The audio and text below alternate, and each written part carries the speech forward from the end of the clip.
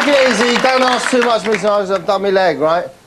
Terrible thing. I was out dancing with Louise Maternal, right? I was dancing like that, and I've made the terrible mistake of demonstrating me shimmy that I do, which is like I move over there and then pull up like that, and I've done all my tendons in my leg, allied to me cruciate ligament injury, which got me out of Premier League football in that tragic accident a couple of years ago.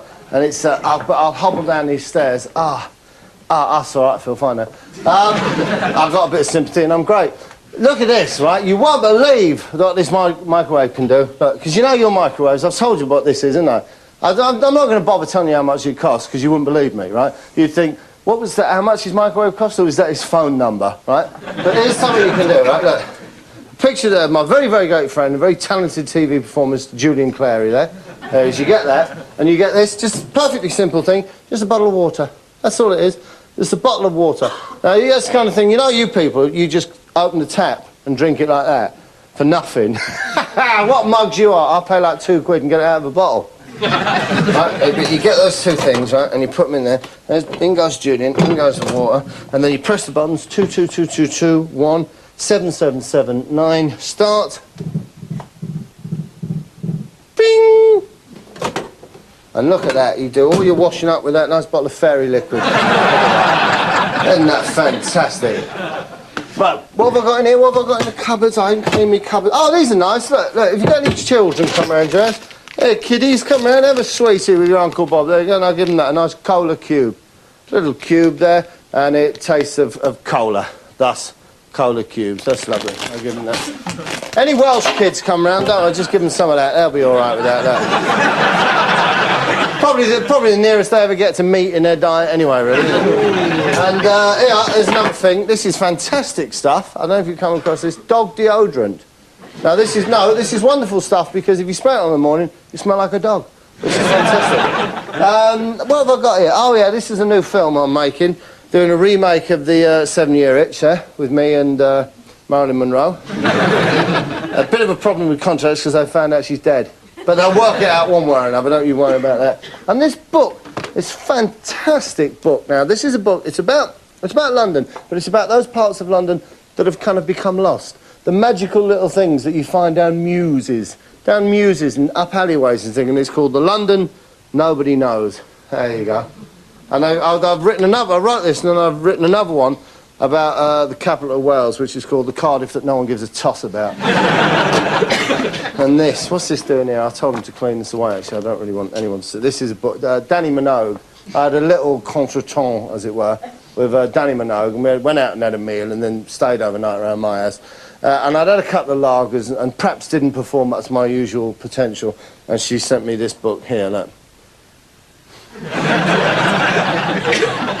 Yeah, I guess in Australia that passes as humour, does it? Anyway, I've got a few things to do, so I'll stick around for a minute. I'm very lucky to find me in, obviously, because normally this time of night I'd be out and about. It's this really weird group of kids living around here, right? And they're dead against, right? I mean, really violently opposed, to the point where sometimes they go down Thames Television, right, with Uzi machine guns and things. They act like Brownlow and Reg Hollins and PC Quinnen and Marquita and all those, right? They hate any of them, right? So they want them got rid of. So they've started this organisation. Look, Kill the Bird. It's not a bad programme myself, but if that's how they feel about it, they're entitled to their opinions, aren't they? I'll tell you what I might do. I might buy one of them pro shiatsu massages you get in QVC. Get one of them, and just because I think if I put that under the ligament or some heat treatment, that sort it out. Or a big stretch bandage. I'll tell you what I will do, though. I've got to show you this programme. Here we go. It's a TV programme I made. I won't tell you anything about it. You tell me, what subject do you think this man is discussing?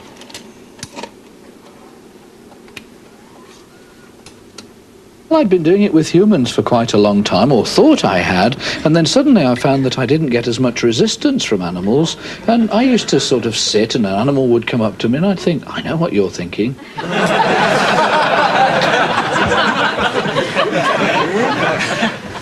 Is the jacket a clue? And how often should you keep trying that? Try one thing until you're successful with that and then build up to another, maybe one a week. The stuffed penguin, a clue at all? Or dozens of cats putting balls on their noses or something. What would you say to people who may watch this show, not particular animal lovers, and say it's all a load of rubbish, doesn't know what it's on about? What would you say to that? Well, they might be right, but I'd look at your pets if I were you. I'd look very closely at them and I'd see how they respond to you, and particularly how they respond to other people too. Because they might be having an affair. Now, what is this about? In fact, it's not at all about what you're thinking. This man is, would you believe, a pet psychic. This man can delve into your... It's called Psychic Pets, right? And the one thing I love about this program, A, it cares about animals, and yet this woman has killed a zebra to make her pants, right? But one thing I loved about it more than anything, the thing I was proudest of, was the opening titles, all right, which I did. I did these opening titles when I was ill, right? I had a very, very bad case of food poisoning, and yet I still managed to drag myself into the studio and cut the opening titles. Unfortunately, I was suffering with flatulence, and just at the end, I couldn't hold back any longer, unfortunately. But I still think they're good.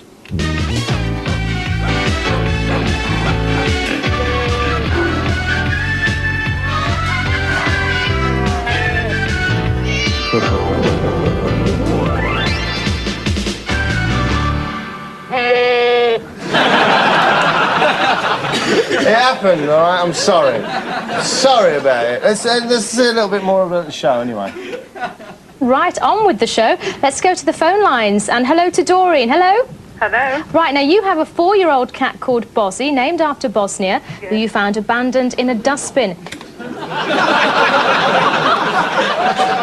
What? It was in a bit of a state, so you called it Bozzy after Bosnia. And you've got the other cat, of course, that you found very hungry called Ethi. Doreen, is he a Siamese cat? No, he's a Devon Blue Rex. A Devon Blue Rex? Ah, they are fantastic. They are the tastiest cats in the world, right? No, all right, I know some people don't agree with eating cats, but if you go to certain parts of... No, you go to certain parts of the East and there's standard bill of fare on any menu. And those Devon Blue Rexes are gorgeous. They've got a slightly tangy taste. And you have to have them with a light wine, a light white Riesling or something like that, but they are brilliant. Right, I've never heard of that breed. Do you know anything about them?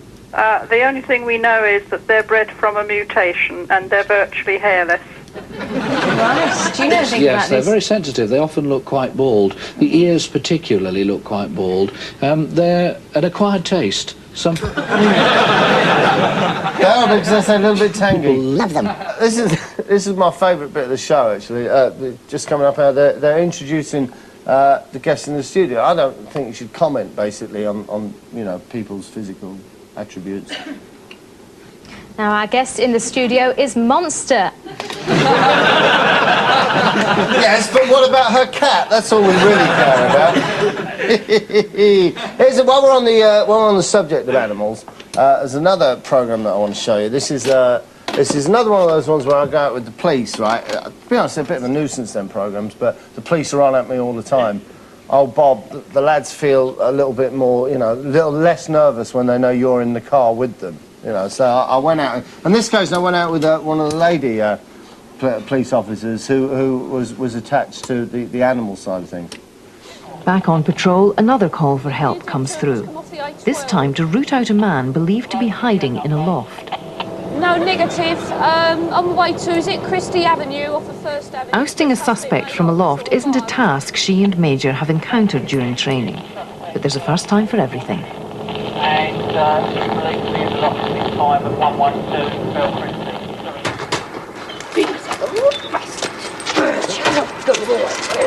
You might want to watch out on this. This is a woman I only ever worked with on this programme.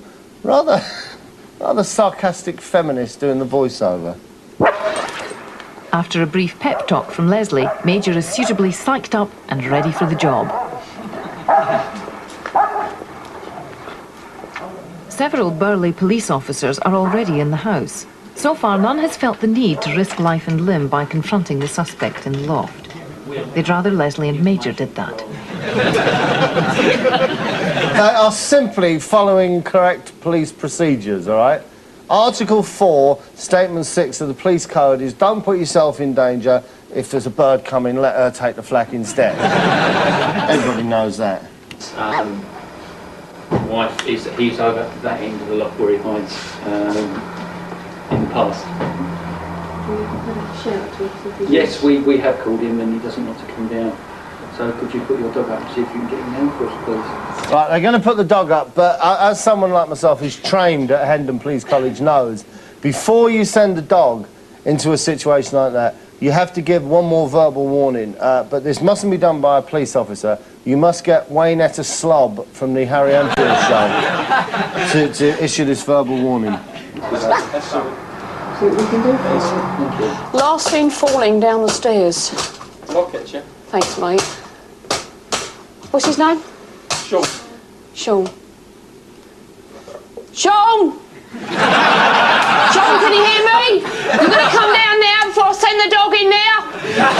Come down now! I'm having a fag!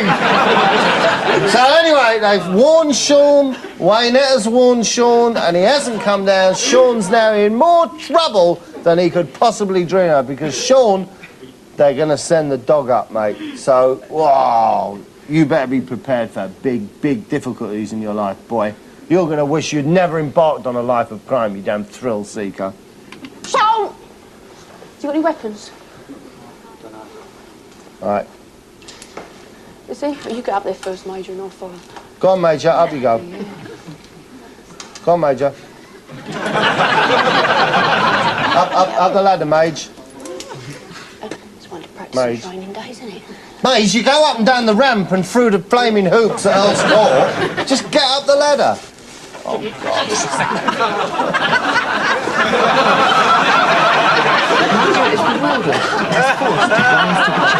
You better be careful, Sean, because the dog's coming.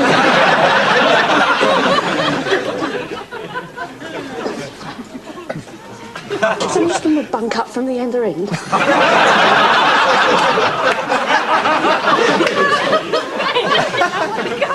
Get on.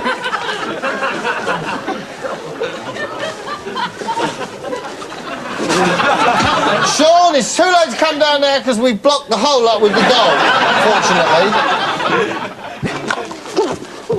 Get up. Get up.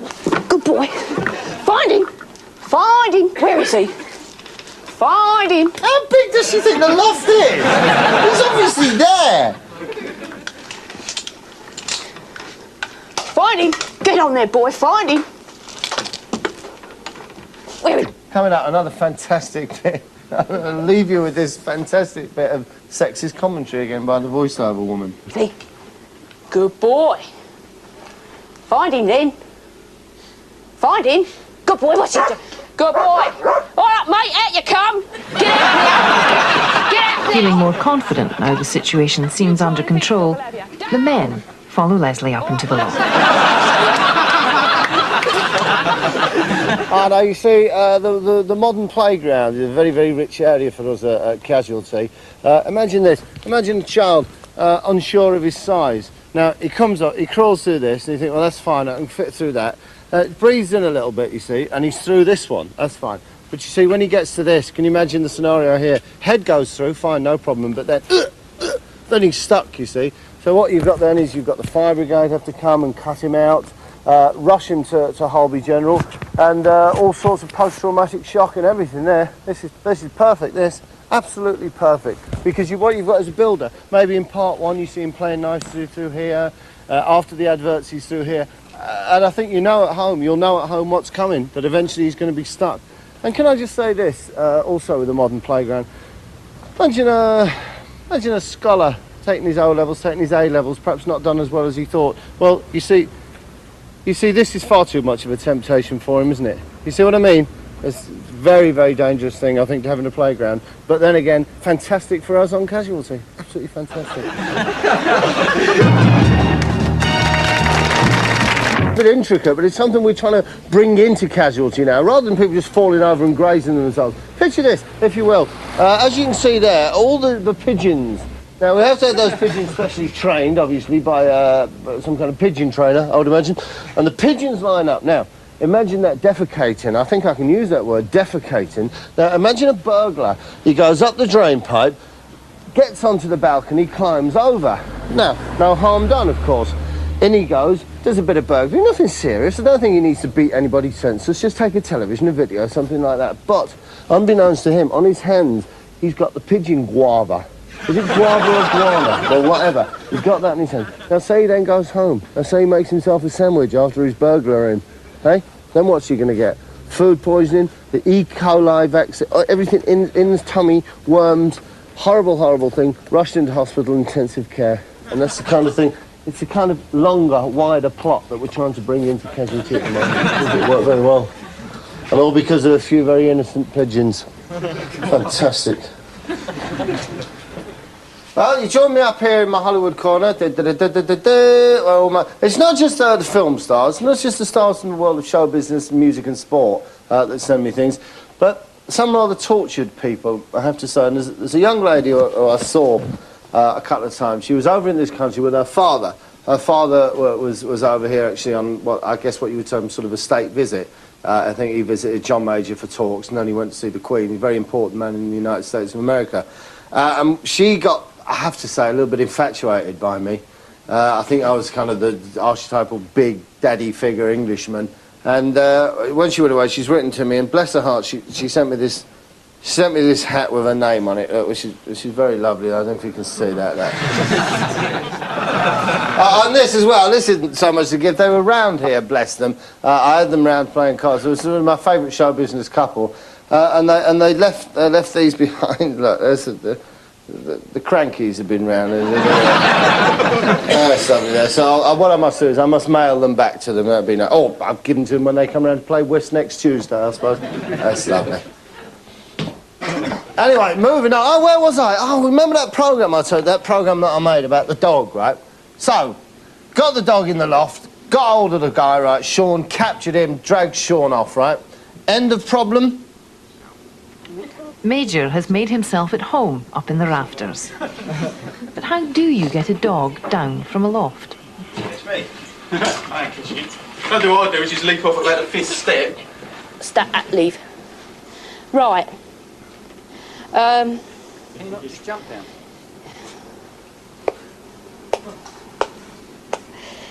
It's good you have the bloody camera crew here, I'd swear at you. Down. If I sort of... You can have the... That's down!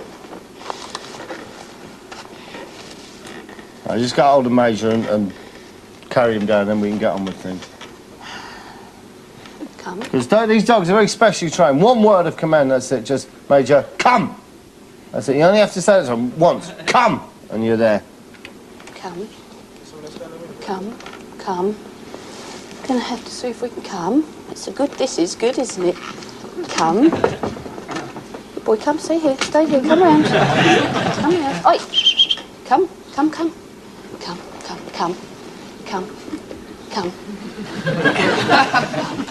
Strikes me as probably being very demanding in bed, that woman. I don't know, it's just an impression that I'm getting. Come on. Oh, just wound up with stuff all over her face. No, it's the stuff there, and like the loftweed. God's sake. Choking slightly, unfortunately. Right. Yeah, we're aware of that. Can you tell me who's... They have to lift him up, I think. Put him over the hole, and then I'm going to have to... He's all right, he won't bite you. It's all right.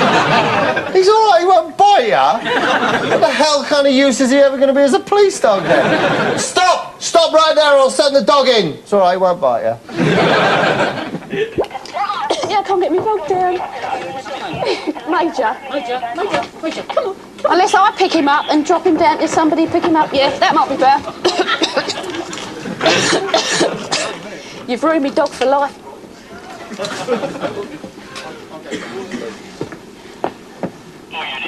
Come here.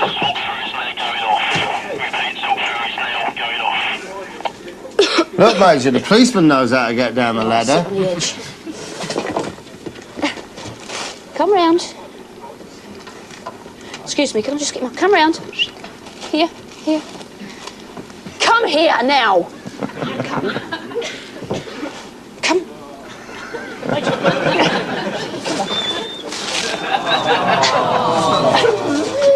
wouldn't R too much, because in a minute he leaps up and rips that guy's throat out. So, a very funny piece of television. Now we can do. Do you want to answer to that? Right. Give us your legs. Yeah. Trust me, I'm a policeman. All right. Okay. Right. Hold on there, and I'll hold you. And we'll all go down together. Ready? I can't step up. Ready?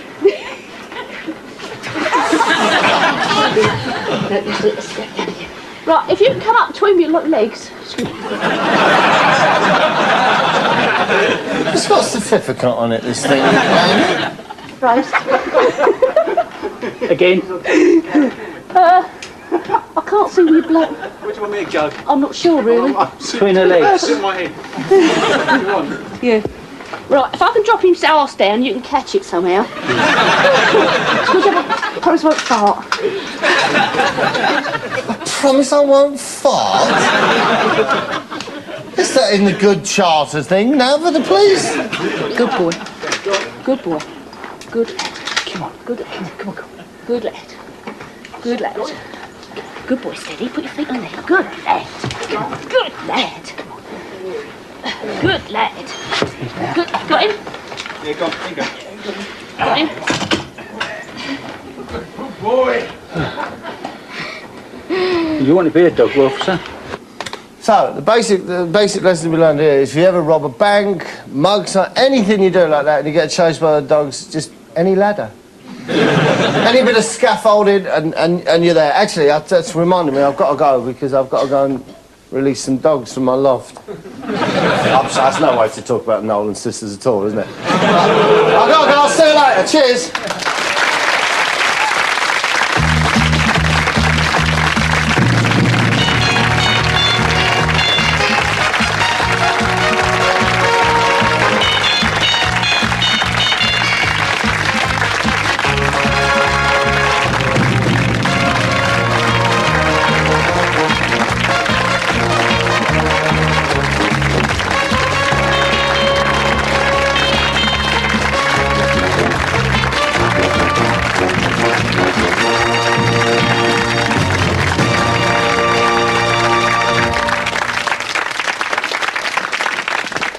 They've got the dog's leg it.